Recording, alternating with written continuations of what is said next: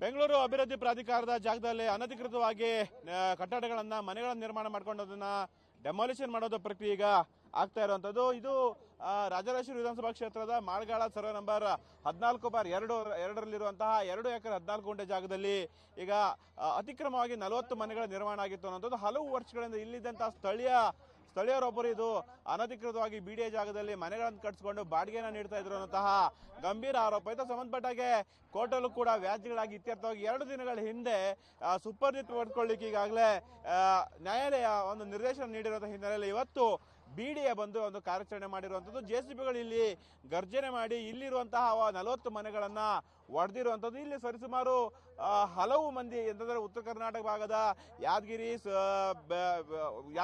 ಶಾಪುರ್, ಗದಗ, ಬಳ್ಳಾರಿ ಆ ತರ ಭಾಗದಲ್ಲಿ ಅಲ್ಲಿಂದ ಬಂದಂತಹ ಕೂಲಿ ಕಾರ್ಮಿಕರು ಬೇರೆ ಬೇರೆ ಕೆಲಸಗಳು ತೊಡಗಿದಂತಹ ಕುಟುಂಬಸ್ಥರು ಇಲ್ಲಿ ವಾಸವಾಗಿದ್ರು. ಹಲವು ಮಂದಿ ಈಗಾಗಲೇ ಬಾಡಿಗೆಗಳಿಗೆ 15,000, 20,000, ಲಕ್ಷಗಟ್ಟಲೆ ಬಾಡಿಗೆಗಳನ್ನ ಅಡ್ವಾನ್ಸ್ ಅನ್ನ ಕೊಟ್ಕೊಂಡು ಹಲವು ವರ್ಷಗಳಿಂದ ಇಲ್ಲಿ ವಾಸವಾಗಿದ್ರು. ಅವರು ಈಗ ಬೀದಿಗೆ ಬಂದಿರುವಂತ ದೃಶ್ಯಗಳು ನೋಡಬಹುದು. ಇನ್ನೂ ಕೂಡ ಜೆಸಿಬಿ ಕಾರ್ಯಾಚರಣೆ ಆಗ್ತದೆ. ಸರಿಸುಮಾರು ಇದು ಈ 120 ಕೋಟಿ ಮೌಲ್ಯದ ಒಂದು ಬಿಡಿಎ ಆಸ್ತಿ ಆಗಿರುತ್ತೆ. ಹಲವು ವರ್ಷಗಳಿಂದ ಇಲ್ಲಿ ವ್ಯಾಜ್ಯ ಆಗ್ತಾ ಇತ್ತು. ಆದ್ರೆ ಇಲ್ಲಿ ವಾಸಿಸಿದಂತವ್ರಿಗೆ ಯಾರು ಕೂಡ ಈಗ ಮಾಹಿತಿಯನ್ನ ಏನಿಲ್ಲ ಕಟ್ಟಡವನ್ನ ಮಾಡ್ಕೊಂಡು ಮನೆ ಬಾಡಿಗೆಯನ್ನು ಪಡ್ಕೊಳ್ಳುವಂತವ್ರು ಮಾಹಿತಿಯನ್ನು ನೀಡಿರಲಿಲ್ಲ. ಹಲವು ತಿಂಗಳ ಹಿಂದೆನೂ ಕೂಡ ಬಿಡಿ ಅಧಿಕಾರಿಗಳು ಸಂಬಂಧಪಟ್ಟವರಿಗೆ ನೋಟಿಸ್ ಅನ್ನು ನೀಡಿದ್ರು. ಇಲ್ಲಿ ವಾಸ ಇದ್ದವರಿಗೆ ಯಾರು ಕೂಡ ಗಮನಕ್ಕೆ ಬರಲಿಲ್ಲ. ಈಗ ನನ್ನ ಜೊತೆಗೆ ಇಲ್ಲಿ ಇದ್ದಂತವ್ರು ನಿರಾಶ್ರಿತ ಅಂತ ಕನ್ಸಿಡರ್ ಮಾಡ್ತಾರೆ. ಯಾಕೆಂದ್ರೆ ಇವರಿಗೆ ಈಗ ಮನೆಗಳಿಲ್ಲ, ಏನಿಲ್ಲ. ಇಲ್ಲಿ ನೋಡ್ಬೋದು ಇಲ್ಲಿ ಇವತ್ತು ರಾತ್ರಿ ಹೇಗೆ ಕಳಿಬೇಕು, ಯಾವ ರೀತಿ ಇವತ್ತು ದಿನ ಕಳಿಬೇಕು ಅನ್ನೋಂಥ ಚಿಂತನೆಯಲ್ಲಿ ಇಲ್ಲಿನ ಹಲವು ಕುಟುಂಬಗಳು ಇರುವಂತದ್ದು. ಇನ್ನು ನಾನು ಇವರ ಸಮಸ್ಯೆಗಳನ್ನು ಕೂಡ ಮಾತಾಡಿಸುವಂತ ಪ್ರಯತ್ನ ಮಾಡ್ತೀನಿ. ನಿಮಗೆ ಯಾವ ರೀತಿ ಸಮಸ್ಯೆ ಆಯ್ತಮ್ಮ? ನಿಮ್ಗೆ ಏನಾದ್ರು ಗೊತ್ತಿತ್ತಾ? ಏನಿಲ್ರಿ, ಮಗುಗೆ ಈ ತರ ಆಗ್ಯದ್ರಿ. ಒಳಗಡೆ ಕೆಲ್ಸಕ್ಕೆ ಹೋಗಿವಿ, ಬರೋಷ್ಟಿಗೆ ಈ ತರ ಬಿಟ್ಟು ಹೋಗ್ಬಿಟ್ಟಾರ. ತಕ್ಕೊಳ್ಳೋರಿಲ್ಲ, ಏನಿಲ್ಲ. ಬಾಡಿಗೆ 5,000 ಬಾಡಿಗೆ ಕಟ್ತೀವಿ.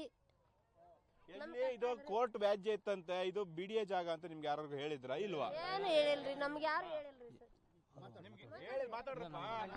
ನೋಡಿ ಸರ್, ಸರ್ಕಾರ ಅಂತ ಬಂದಿದೀವಿ, ನಮಗೂ ಗೊತ್ತಿಲ್ಲ ಸರ್ಕಾರ ಅಂತ. ನಾವು ಕೆಲ್ಸಗಾರರು, ನಮ್ಮ ಪಾಡಿ ನಾವು ಬೆಳಗ್ಗೆ ಹೋಗ್ತೀವಿ 5 ಗಂಟೆಗೆ ಕೆಲ್ಸಕ್ಕೆ. ನಮ್ಗೆ ಈಗ ಬಂದ್ಬಿಟ್ಟು ಹೊಡೆದಾಗ ನಮ್ಗೆ ಗೊತ್ತಿಲ್ಲ.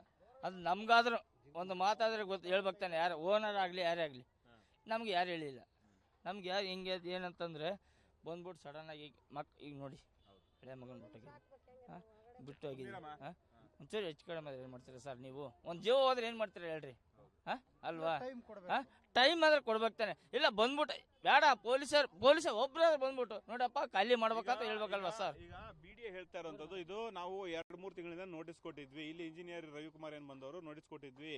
ಯಾರು ಇಲ್ಲಿ ನಿಮ್ ಬಾಡಿಗೆ ತಗೊಂಡಿದ್ರು ಅವ್ರ ಗಮನಕ್ಕಿತ್ತು, ಅವ್ರು ನಿಮ್ಗೆ ಇನ್ಫಾರ್ಮ್ ಮಾಡ್ಬೇಕನ್ನೋದು ಹೇಳ್ತಾರೆ. ನಿಮ್ಗೆ ಅವ್ರು ಬಾಡಿಗೆ ತಗೊಳ್ಳೋರು ಯಾರೋ ಹೇಳಿದ್ರಾ ಇಲ್ವಾ? ಬಾಡಿಗೆ ತಗೊಂಡು ಹೋಗೋರು